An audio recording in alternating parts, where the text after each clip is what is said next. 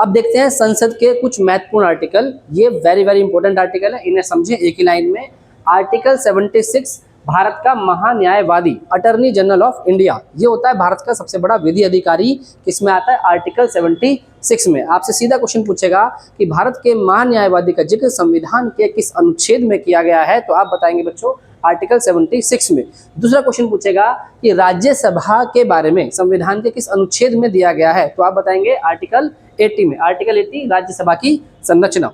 फिर आपसे पूछेगा कि लोकसभा के बारे में किस अनुच्छेद में दिया गया है, तो आप बताएंगे आर्टिकल 81 में लोकसभा की संरचना। लोकसभा की संरचना, structure of Lok Sabha, structure of Rajya Sabha, article 80।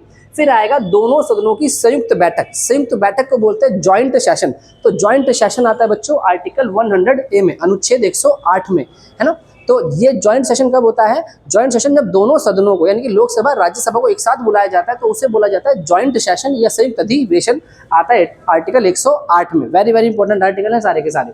फिर आता है आर्टिकल 110 धन विधेयक, इसको इंग्लिश में बोलते हैं मनी बिल। क्वेश्चन पूछेगा धन विधेयक के बारे में संविधान के किस अनुच्छेद में दिया गया है, तो अनुच्छेद 110 में।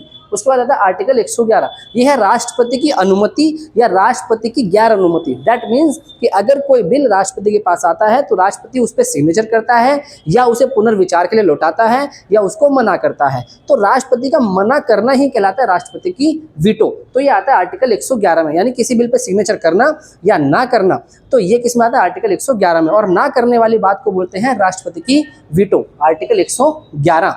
ठीक है।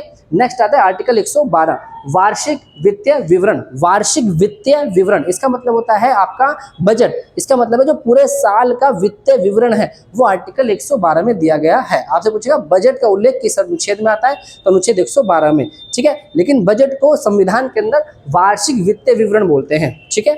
नेक्स्ट आर्टिकल 123 अध्यादेश। अध्यादेश क्या होता है?